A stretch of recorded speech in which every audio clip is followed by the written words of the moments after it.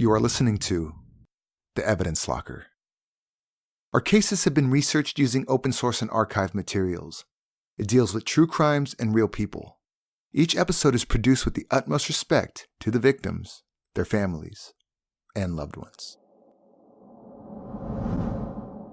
The town of Lolol is located in the Colchagua Valley of Chile, just over 20 miles or 34 kilometers from Santa Cruz. It is a peaceful place with the main industries being agriculture and tourism. The town has just over 6,000 residents, and most of the people work on local wineries and farms. It's a place that values traditional farming methods, proudly ensuring the purity of the world-class Chilean wines. The town of Lolo is a great tourist attraction, and over 4,000 tourists visit every year. It's a great weekend spot for people from Santiago to the north and from Santa Cruz on the coast. The whole town is a national monument because of the typical colonial architecture, or zona típica. The layout is a perfect example of the colonial period, with the triangular plaza in the historic center and tree-lined streets with rows of identical homes on either side of the main stretch. The town is located in a small valley, surrounded by hills. If one didn't know any better, you'd think you were in Spain or even Italy. Lolol is a town where nothing much happens, and that's how people like it. Locals who live in the town or the surrounding areas don't want to leave. With great quality Sauvignon Blanc and Cabernet Sauvignon, who needs to be anywhere else? But on July 12th, 2012, two murders so shocking and unbelievably macabre took place. An incident that shattered the peaceful image of this town forever. The media reported that following the murders, the streets of Lolo were desolate. Nobody dared to go outside. Town Mayor Marco Marin said that the crime would mark a before and an after in the history of Lolo. This is the story of Oscar Lopez Rodriguez and the terror he inflicted on a small town in Chile.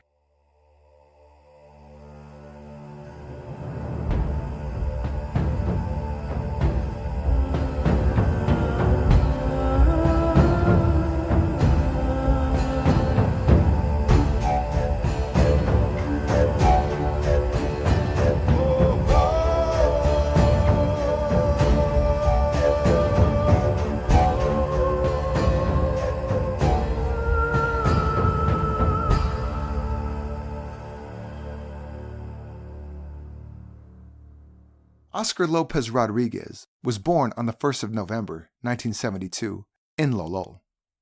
When he was only 20, he married a woman called Sandra Andrea Poblete Gallete. The couple had one son together. In 1997, the 25-year-old Oscar left his family to go live in Los Bolos near Santa Cruz.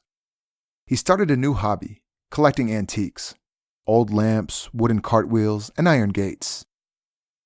He cycled around, looking for all sorts of things that could possibly have any value, with the intention of restoring the items and selling it. He became more and more withdrawn, and eventually moved away to Los Robles, a short distance from Lolol. During this time, he lived in an ecological community of about 15 people. Members of the community kept to themselves and reject traditional society and societal norms. It was a Christian-based religious group that is dedicated to living off the land, only eating food that they produce themselves. They didn't send their kids to school and shut themselves off from the outside world. People outside of the community do not know exactly what happened behind the locked gates. It was believed that Oscar was expelled from the community because of behavioral issues. But according to him, he decided to leave after the earthquake of February 27, 2010. He moved into Lolol town. He had been living in a room in an old adobe house.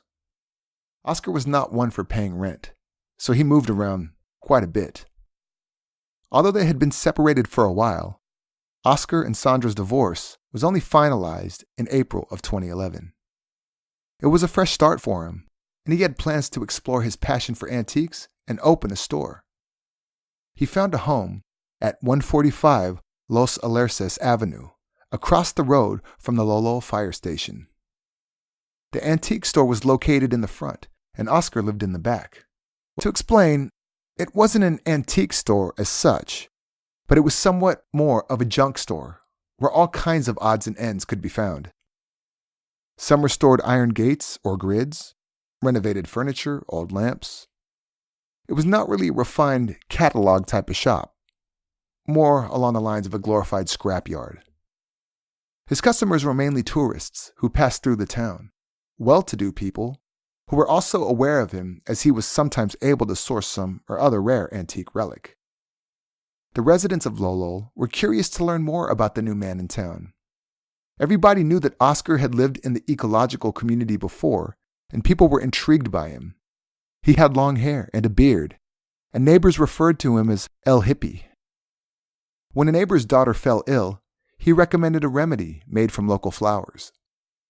He had a mystical air about him that intrigued people who met him.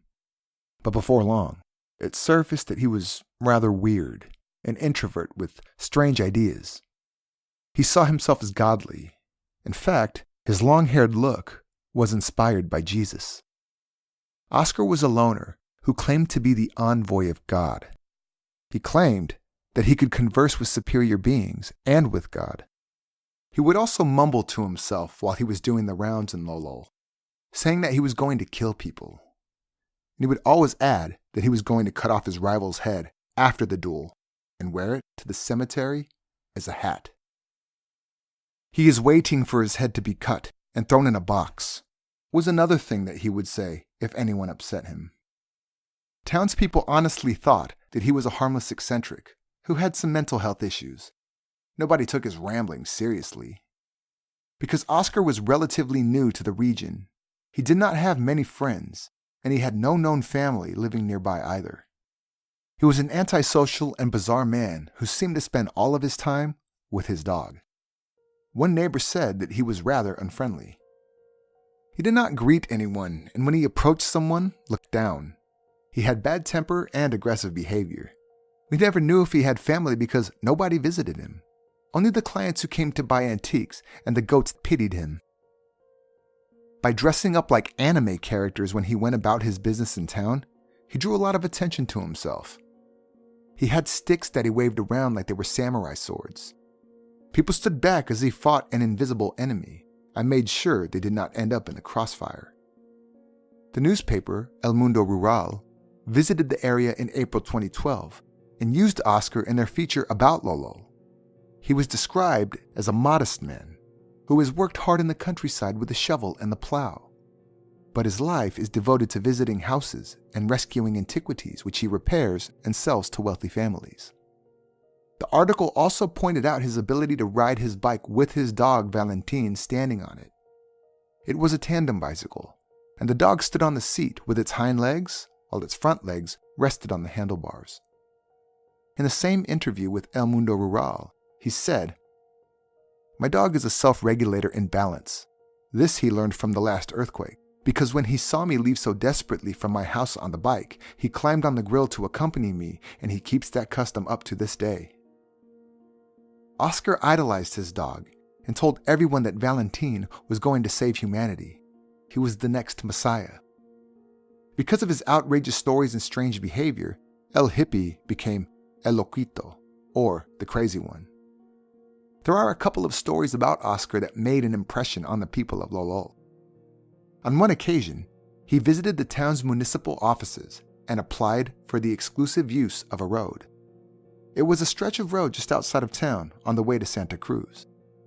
When he was asked why, he told them he planned on having a duel with his enemy. The enemy was a local man whom he did not get along with. Oscar handled the whole situation like he was a cowboy living in the Wild West, and officials weren't sure how to handle his request. When they denied it, he was outraged. He said that nothing would stop the duel from taking place, and that once it was done, again, he would take the head off of his rival and wear it to the cemetery as a hat. Neighbors told police that he would sell marijuana to young people from the area. They were always hanging around his place. There were theories that the ecological commune grew and supplied the marijuana, then sent it to Oscar to sell. This has never been confirmed. He was also seen on many occasions doing samurai moves in his back courtyard, and neighbors felt that he had the tendency to be violent. He loved the Quentin Tarantino film Kill Bill, particularly the use of knives in the film. He became obsessed with anything that had a blade: sabers, knives, swords, and axes. Another man living in the area was Juan René Duarte Becerra. He was born on the 7th of January 1956. Juan lived in Lolol his whole life and worked as a farmer. People in the region affectionately referred to him as Don Juanito. Juan married his wife, Maria Adriana Rodriguez Espina, in May 1976, and they lived a happy and peaceful life in the Colchagua Valley. Juan was known as a good man who did not shy away from a hard day's work. He worked as a seasonal farmer at the Viña Casa Silva estate for 20 years. It is an exclusive wine estate with a restaurant and hotel on the farm, one of the main attractions for wine lovers who visit the area. In the summer of 2012, Juan was on medical leave as he had had a surgery to remove a hernia from his spine. On Tuesday afternoon, the 10th of July, Juan told his housemaid that he was going to Oscar Lopez Rodriguez's store to purchase an iron rod. He had also seen an old little table that he was thinking about buying. Don Juanito's wife was concerned when he had not returned home for dinner. She tried to call him, but his cell phone just rang and rang. She spent the whole night trying to find him, but he was nowhere to be found. The day after his disappearance, she tried calling his cell phone for the umpteenth time. This time, it rang, but somebody silenced it after a couple of rings. The following day, July 11th, Juan's family filed a missing persons report with Lolo police. The next day, a 46-year-old woman called Maria Jose Reyes, who was traveling in the Lolo area with 2 of her 4 children, stopped off in the picturesque little town. Maria was born on the 26th of June, 1966, and lived and worked in Santiago. She worked as a physical education teacher for 15 years before she resigned to spend more time with her family. She was married to Wenceslao Fernando Montero Sanchez in 1989, and the couple had 4 children. Her family affectionately called her Cote. Maria was known to be a special teacher who made a point of it to give personalized attention to all of her students. One of her students said, "She was a great woman, an excellent teacher, one of those who treat you like a mother. After meeting her, I will never forget her." Although Maria didn't work full-time anymore, she started working at Colegio El Golf in Vicatura, where she created a class called La Academia, or the Academy. It ran a workshop for high school graduates with special needs to prepare them for employment. A friend recommended the antique shop in Lolol when she heard that Maria was remodeling her home. On Thursday afternoon, the 12th of July, Maria drove with 2 of her children to the Moore family farm in the Bucaruca area, where they would spend their winter holiday break. On the way, they planned to visit the antique store in Lolol. The Colchagua Valley was only a 2.5-hour drive south of Santiago, and Maria's husband and 2 other children were to follow in a second car. It was Maria's idea that the family have their vacation in the region as the climate was mild, and the stunning scenery made for an idyllic break from the hustle and bustle of the city. They also had family down there, and it was familiar to them. When driving down, Maria would usually stop in Lolo to stock up for the vacation. Her 19-year-old son Lucas was driving her van by the time they reached Lolol. He parked while Maria and her daughter went inside of Oscar's ramshackle store. A minute later, he was walking to join them inside, but that's when he froze in his steps. He heard multiple thumps and then screaming. But before he could get inside, the store's mesh door flew open, and he saw his sister hysterically screaming for help. He rushed inside, where he witnessed Oscar Lopez Rodriguez stabbing his mother with a knife in an unprovoked attack. While her children screamed and shouted at him to stop, he wielded his knife at them, forcing them out of the way so he could carry her body to the front veranda, where he dropped her on the floor. He took the large blade that he had in his hands and raised it high above his own head, samurai style. And then he dropped it down in one dramatic swoop and beheaded Maria in front of her own children. Lucas tried to defend his mother, but it was too late. He realized that Maria's assailant would not stop the attack, and together with his 15-year-old sister, they cleared away as quickly as they could. Restaurant owner Mario Bravo, whose restaurant was across the street from the antiques dealership, heard the screams of Maria's children. "They're killing our mom! They're killing our mom!" Mario was only a couple of yards away and saw El Loquito on the veranda. Oscar Lopez Rodriguez called out to the children to look at him as he grabbed Maria's hair and picked up her head. He displayed it to her children, raising it up, holding it high like a trophy.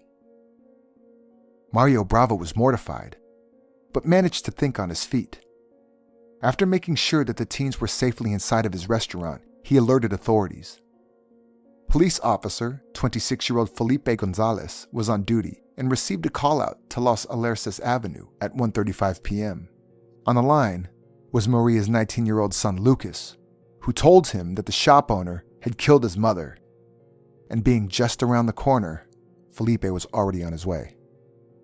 Soon, extra reinforcements arrived at the address. Police entered through the courtyard and made their way to the scene, where Oscar was still standing over his decapitated victim. When police arrived, he would not back down.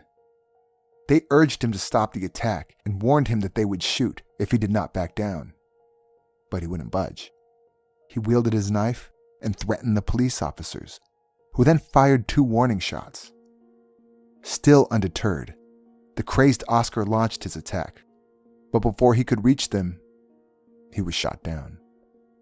The man was crazy, beside himself, and I just defended myself, said Carabineros Corporal Felipe Gonzalez about the attack.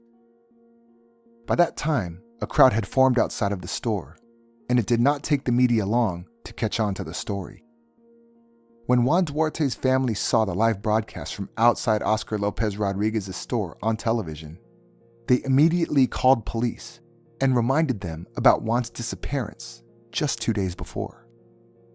The last information they heard was that one of Oscar's neighbors saw Don Juanito talking to Oscar outside of the antique shop just 2 days before, and that was the last anyone saw of him.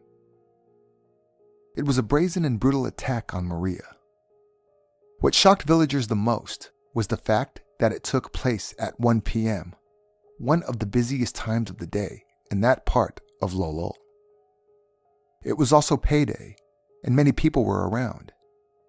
Everyone always thought El Loquito wasn't all there, but they never thought he would ever resort to such horrific violence. Forensic technicians processed the scene on the request of the prosecutor. This is when they found more than they had bargained for. The decapitated head of a second person was discovered, hidden in an old trunk that was for sale in the shop. The rest of the body was found outside in the courtyard, buried beneath a pile of rocks. The body was that of missing farmer Juan Duarte.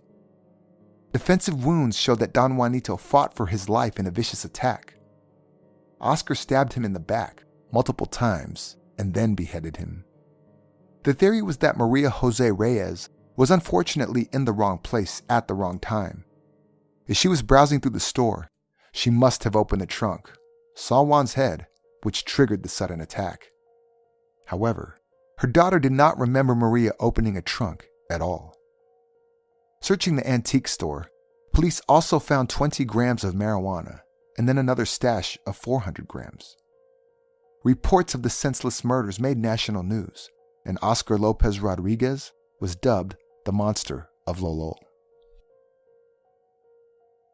After the 2 murders and the death of Oscar Rodriguez, missing persons reports were filed for 2 local people. Both had a connection with Oscar in the past, and their families were concerned that they had suffered the same fate. One of the confrontations even led to a brawl that had to be broken up by police. This happened 5 months before the deaths of Juan and Maria. Manuel Fuenzalida Piña went missing in March 2012. He was last seen when neighbors on the Los Alerces Avenue saw him talking to Oscar. However, no other remains were found inside of Oscar's house. Cadaver dogs searched the property, looking for more victims, but could not find anything. They searched an area of 5,000 square meters, On this land were also a couple of wells, so police divers were brought in to investigate, but they did not find anything. Police wondered how many more people would come forward. In an effort to follow up on the missing persons cases, they identified an area of about 10 miles or 15 kilometers from the site of the incident where Oscar lived about 4 years before the murders. Chilean Police Special Operations, or GOPE, specifically investigated the area around a big wheel that was lying in a field, but again, there was nothing. Police went to all the houses in which Oscar had lived in the area and confirmed that there were no other victims. Because Corporal Felipe Gonzalez killed Oscar Lopez Rodriguez on the day of the attacks, there was an investigation to see whether his actions were warranted. Before his hearing, he said, "I'm calm, because I have the support of my command and of General Alejandro Contreras. Also, because I acted in accordance with the law." It was concluded that he acted within the stipulated norms and no case was brought against him. But the damage was done, and the trauma of the events of that day haunts the young officer to this day. Dr. Luis Risco, specializing psychiatrist at the Clinical Hospital of Chile, believes that Oscar's could be a case of chronic schizophrenia or a delusional disorder. The fact that he dressed up like anime characters in public could be a sign of this. He particularly liked to dress up as Goku of the Dragon Ball series, using sticks strapped in a cross onto his back to serve as his swords. In the series, Goku is a mighty warrior who protects the planet against anyone seeking to destroy it. The prosecutor ordered a psychological autopsy. At the time, no one had heard of such a procedure. It was a new jargon to law enforcement in Chile. What it meant was that they were looking for evidence of the perpetrator's mental state at the time of the crime. Where a physical autopsy would test for signs to the body, a psychological autopsy tested for signs of the mind. The purpose of this was to confirm that the killer acted alone and to determine what his motive could have been. To psychologists, this was not a new notion. It has been done for years at the request of the prosecutors in charge of the cases, usually to determine if the death of a person was caused by suicide or by the action of third parties. The only difference was, now, the procedure was labeled a psychological autopsy. Dr. Risco explained how they would go about to gather the psychological evidence. It is a procedure that is carried out with the testimonies of the family and people who usually surrounded the perpetrator. This way, we arrive at a diagnosis as accurate as possible of what led this person to act the way he did. The doctor also, in his opinion, adds that the use of drugs is investigated, for example, things that have decalibrated the mentality of the person. In the case of Oscar Lopez Rodriguez, Dr. Risco concluded, "I think it was not drug use, but a problem of chronic psychosis that was left untreated."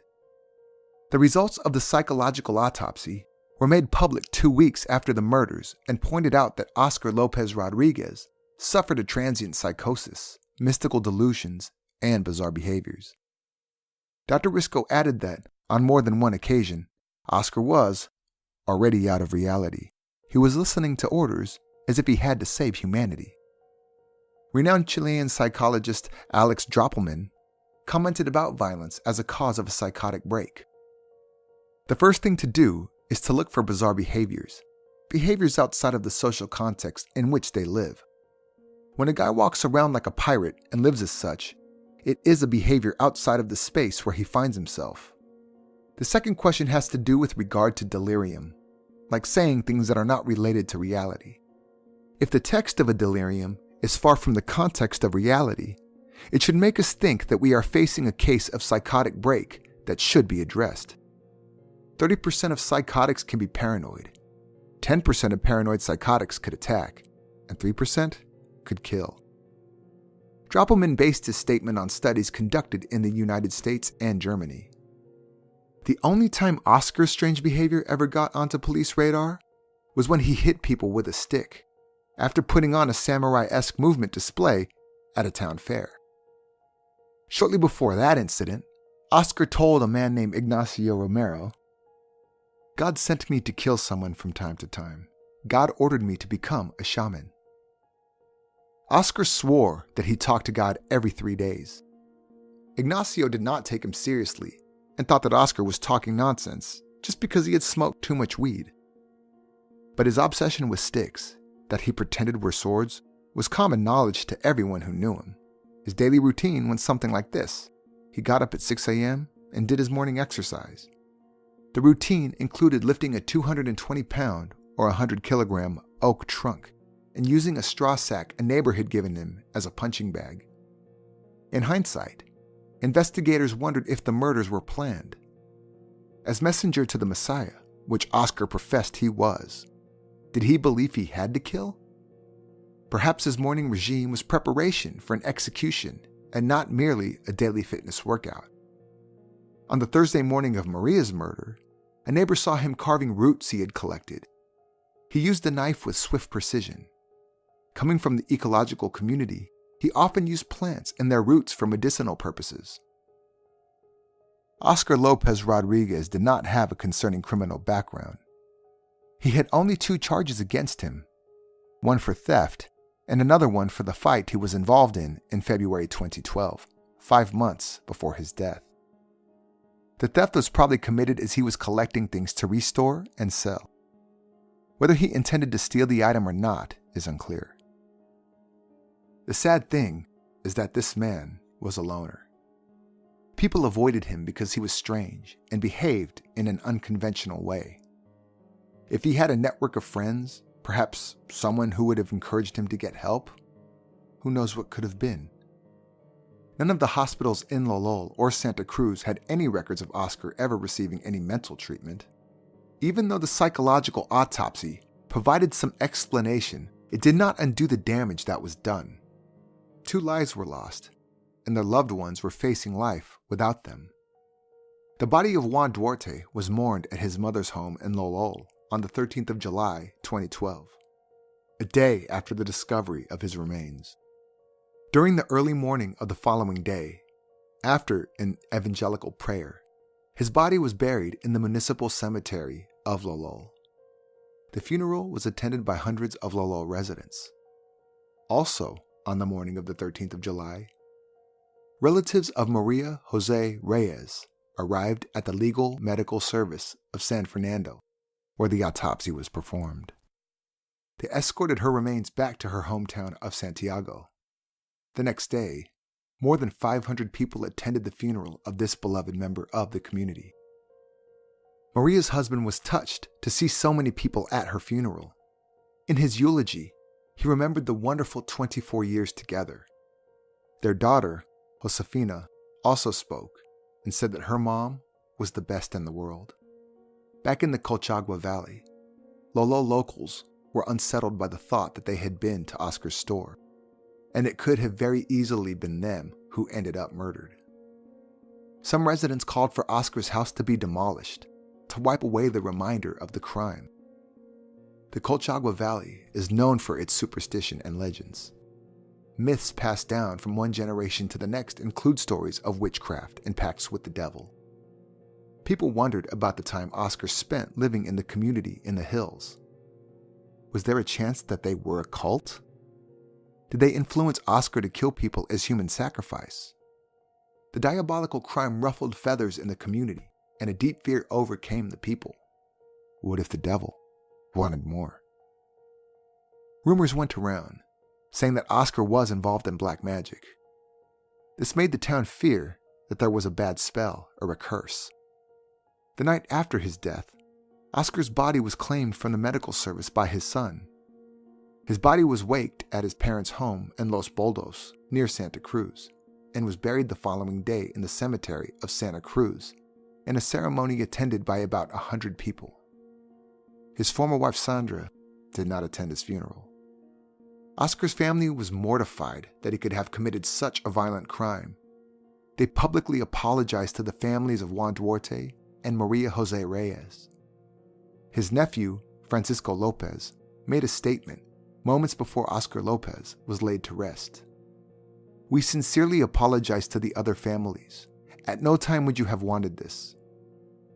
A week after the murders, during a nationally televised interview, Oscar's son was also of the opinion that the ecological community in the Los Baldos Hills had something to do with the incidents. He said that his father changed after joining the community. It was where Oscar's downfall began.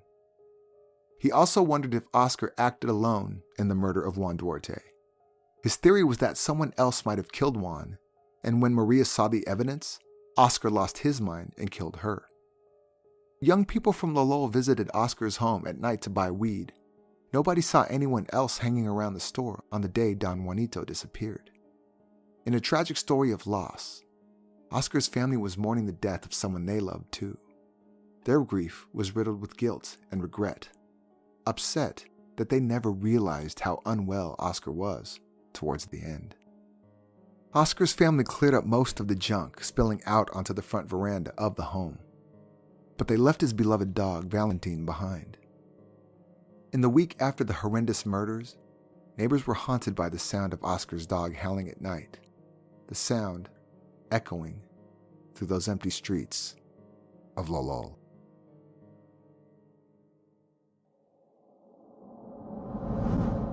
If you'd like to read more about this case, have a look at the resources used for this episode in the show notes. Also visit and like our Facebook page at facebook.com/Evidence Locker Podcast to see more about today's case. If you like our podcast, please subscribe in Apple Podcast or Stitcher or wherever you get your podcasts. We would also appreciate if you could review the episodes, as it gives us some street cred in the world of podcasting. While you're waiting for our next episode, why not listen to one of our podcasting friends?